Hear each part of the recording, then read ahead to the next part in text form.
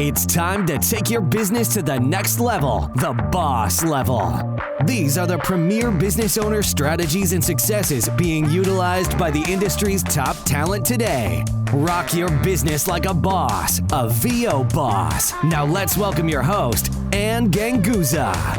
Hey everyone, welcome to the VO Boss Podcast. I'm your host, Ganguzza, along with the amazing Pamela Muldoon. Hey Pam, how are you? Hello. Hi, Ann. I'm very well, thank you. How are you? I'm doing good, Pam. I'm doing good. So Pam, I've had such a wonderful time talking about content marketing and email marketing and compliance, and we have had lots of great feedback from our bosses out there. And I've had a couple of questions that I think we should probably go over for our listeners. For sure. So listener questions. So a couple of people have asked, Pamela, how do you actually develop a persona? And what are some of the tasks that I need to do in order to get this done right? I think that's a great question. So it is a great question. It's a great question. And you're right. I've seen this kind of come up in a few different ways, right? How do you develop a persona, or where do I get started? I think another way is, how do I even know what my persona is looking for? And so there's a process. It sounds simple, but at the same time, it takes a little, for some of us, stepping out of our comfort zone. But it is the art and science of doing what I call a persona interview. There's a couple of ways you can look at this. So when I'm building a persona for my clients or helping my clients go through this process, when they tell me, well, how do I really know what my customers, my persona, what they're thinking or what they really need? And it sounds kind of trite, but I'll say, ask them. Right? Mm-hmm. so there's a simple answer. Simple answer. Just but ask them. It is kind of asking us to go outside of our comfort zone a little bit. And what I mean by that is reaching out. Well, yeah, because it's hard to ask somebody you don't know, Pam. I think that's probably what is scaring people off from that. It is. And, I remind folks that if you frame it, if you're always framing everything within the customer-centric viewpoint, and what I mean by that is making it all about them and not about you, that you're going to end up with more positive results than negative. So, for example, if you're already involved if you're doing instructional designer or training and development director or something like that as your persona, are you already involved in, say, an e-learning group on LinkedIn? Or maybe even on Facebook. Maybe there's even, instructional designer groups that you're a part of, or even just in general on LinkedIn or any of these social platforms. And, the kind of the rhetorical question is, well, what would it mean to just simply ask, is anyone willing to spend, 30 minutes on a call to answer some questions about your day, what your job is, or to give me some advice, right? People love to give advice. And I think you'd be pleasantly surprised if you gave it a whirl, how many positive responses you'd get, because most people love to talk about what they do and the industry they work in. Well, okay, so my question is, how do you really phrase that? Because sometimes it may seem like you want to, and I know this is going to make everyone cringe out there, pick your brain. Right. Like, that's what you don't want to say. You don't want to say, hey, let me pick your brain for a minute, because that usually is highly insulting to most people I know that are professionals in the business, because picking people's brains usually means, can I get your advice for free and then, buy you coffee for that? And I think that typically comes off as sometimes insulting to the professional, because usually the professional you're asking probably is pretty booked up anyway. And so for them to take time to just have you pick their brain without any type of, graciousness. Well, I think, too, it depends on, if your audience is someone who makes money off of being talked to like that. I think that makes a big difference as well. So, for example, as a business coach or a marketing coach, if someone said, hey, can I get 30 minutes to ask you some questions? You immediately want to say, well, what are you actually looking for here, right? Because you do make your money off of giving out advice in that regard. So what I've done in the past, and I'm pretty straightforward, I'll say I'm looking to improve my marketing in the e-learning space. Is there anybody in training and development that'd be open to a 30-minute conversation to provide some advice? Be direct. Be very upfront. I think that's really important. I've actually, another voiceover professional who took my advice and did this is having some amazing results right now, where he's just surprised at how first the reaction has been very positive, and then he's learning all sorts of things. In that process, once you get the interviews, and you only need probably 4, 5, 6 people just to get this going. And it's amazing how much more comfortable you will become talking to that person. Is when you make it all about them, you want to make sure that the questions that you have that you've formulated ahead of time are really very you-centric, and you-centric being the customer, not you yourself as the voiceover talent. You can still ask great questions, but make sure that no matter what the answer is, it's not about judging the answer. It's about just getting their input, if that makes sense. Okay, that's good. That's absolutely, I think, something that we should take into consideration. Because, you don't want to be infringing on people's time, which is typically very precious. But again, I think it really depends on who you're talking to and if they do get paid to give out that type of advice, or if they just happen to be in the industry. Because you're right, I think a lot of people would really like to be held in the regard that, yes, they are an authority in their industry and that people would come to them for advice. And it's almost, I always say that in order to be client-centric, you have to really kind of research into the industry in which they work and then do the digging to find out what exactly they do as much as you can, and then compliment them while you're asking for, advice and information. Yeah, and I just want to talk a little bit about that, compliment versus judge a little bit, because that's really critical. I think it's really an opportunity to just get the facts. It's not an opportunity for, say, a voice talent to judge how that person's using voiceover, say, in their industry, because the answers that they provide become future content ideas. And I think that's really important as well. Okay, so for example, I have a list of questions that I have as starter questions, and one of them could be, something like, what frustrates you the most about adding a voiceover talent to your e-learning project? And this is about listening now, right? Now, what if they said things that you didn't agree with, but they only know what they know? Your job is to now just take the information. I always ask if I can record my interviews, and then I transcribe them so I have them, so I can see the words as well. And when they provide the answers, or because then you can kind of flip it and say, what are some ways that having a voiceover talent for your project has helped or made a positive impact? And this can be this is knowledge. Your knowledge is now power for your future marketing. So if they're saying things like, we just have Janice in accounting do ours, then just ask questions. Don't get judgmental about it. Right. This is not your time for judgment. It's just simply, why are you doing that? Perhaps it's a resource issue. Perhaps they're in an agile situation where they have to turn things around within minutes or hours versus days. There's a lot that we don't know, and so we make assumptions. So our assumptions can now be either validated, or they can, really be thrown to the wayside by simply having these conversations. And then in our marketing, we counterattack that in content. And so this can be a really powerful process to just help us get better at how we communicate our value to this particular audience, even if they don't currently use us today. And I think you made a very important point that we don't know what we don't know about their job. And it's very true, because I think we have our own thoughts and ideas about what our clients are doing during the day. And I know sometimes people get, I haven't heard from them in, or I gave a quote for the job and I was supposed to get it, but I haven't heard anything in weeks, or I've never gotten any feedback. And I think a lot of times we have to sit back and remember that most people that we're communicating with they're busy people. We are not, their focus for 24 hours a day. We're pretty low on the totem pole, more than likely, when it comes to priorities. Yeah.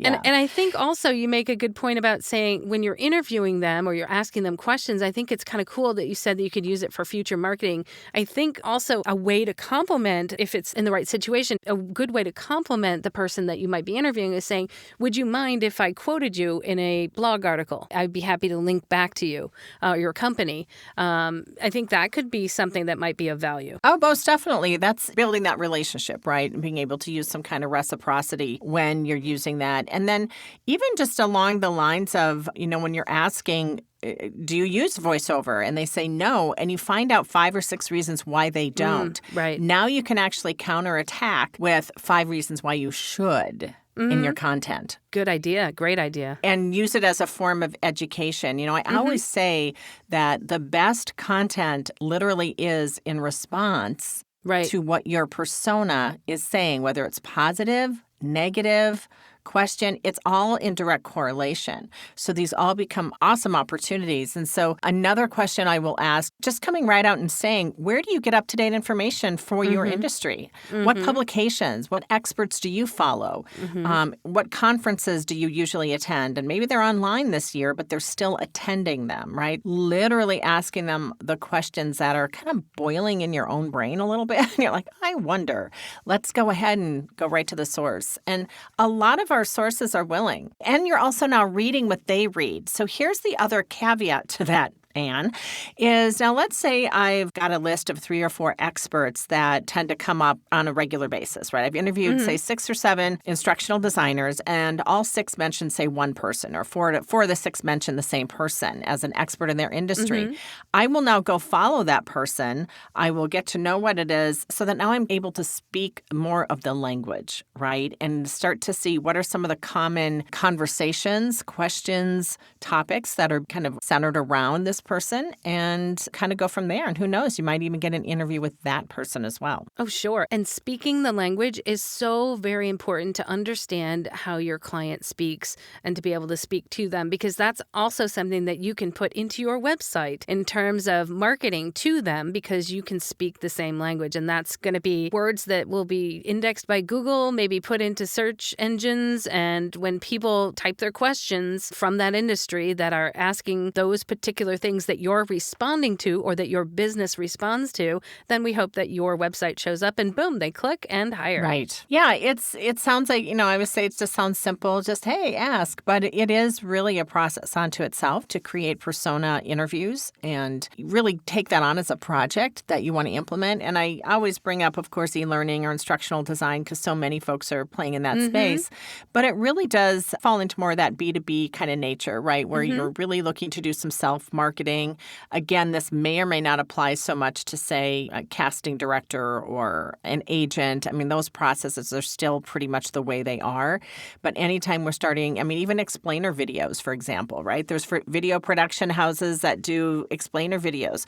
Absolutely. Your job is to help them be the hero. So how can you make their life easier? And if you're not sure you can answer that question with confidence, then it might be time to start building a persona and figuring out how to actually talk to that person directly. And I think even going to agencies, if you're direct marketing to agencies, I think what a great, if you can start a dialogue with someone from an agency and try to get a feel for what their day is like, I think that would really unveil so much more about, let's say, those industries like commercial, promo, animation. And I think that is something that seems so far removed as a voice talent. I know myself in the beginning when I was starting, I didn't really know what an agent, what an agency does or what their day is even like. It seems so far away from where I am. I'm just trying to get the gig. And so for me to actually research, what is their day even like? I'm like, oh, they just make commercials. Or, that's just something when you're unaware of what a person's day looks like. And then you're always like, well, I reached out to an agent or I reached out to an agency. I haven't heard anything. Well, I think that would give you a great idea as to maybe why they're not responding or what their day is like, if they're super busy or if they've filed your email away into a folder for reference later. That would be great. But just knowing and being more familiar with how they operate, I think would do wonders for our for our mental state too sometimes, because the not knowing and not hearing back it's tough. It's tough to market to an industry where you don't have any feedback. This is one way to get feedback, at least to look into why you may not get feedback. I think that will make you a whole lot more confident moving forward if you're not hearing back, or even if you do hear back, I'd say that's a great opportunity to really go ahead and develop a relationship. And I think that's the most important thing. And that's with all marketing for sure. And when you get a chance to get your persona on a call, and you keep it short and sweet, 30 minutes, very succinct. Make sure you're asking, how do you decide on projects inside the organization? Walk me through that process. What does that look like? What does that sound like? How many different hands touch this? I think we'd all be very surprised, whether it's a 30-second commercial or a 30,000-word narration, what that process is like and where we fit in to that process to just educate ourselves. Yeah. And if you've never worked in, I'm going to just say, in the corporate world, or because most of the times we're trying to reach out to people who are working for companies, right, agencies. I don't know if you really realize how many departments are involved in a particular job, right, or in a particular production. There's so many hands that are in the pie that it will really do you some good to find out and do some research and talk if you can. And I think it's going to really open up the possibilities for marketing even better to that industry. Absolutely. Good stuff. Good stuff. Well, Pam, I think that really was a great answer. It was a great answer to that question and really helped to open up my eyes even more than I'd already known we needed to really know more about what our potential clients are doing in their jobs, in their industries. And yeah, with a simple answer, just ask. So simple, right, guys? Good stuff. All right. Well, I would like to give a great big shout out to our sponsor, IPDTL. You too can communicate and connect like a boss and find out more at ipdtl.com. You guys have a great week and we'll see you next week. Bye now. Bye now. Join us next week for another edition of VO Boss with your host, Ann Ganguzza. And take your business to the next level. Sign up for our mailing list at voboss.com and receive exclusive content, industry revolutionizing tips and strategies, and new ways to rock your business like a boss. Redistribution with permission, coast-to-coast connectivity via IPDTL.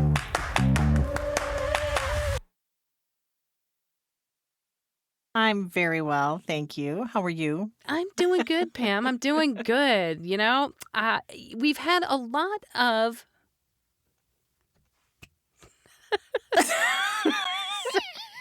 Damn it. Okay, that's probably going to be an outtake. So... Don't make me laugh uncontrollably. Okay. Hey, everyone. Welcome to the VO Boss Podcast. I'm here...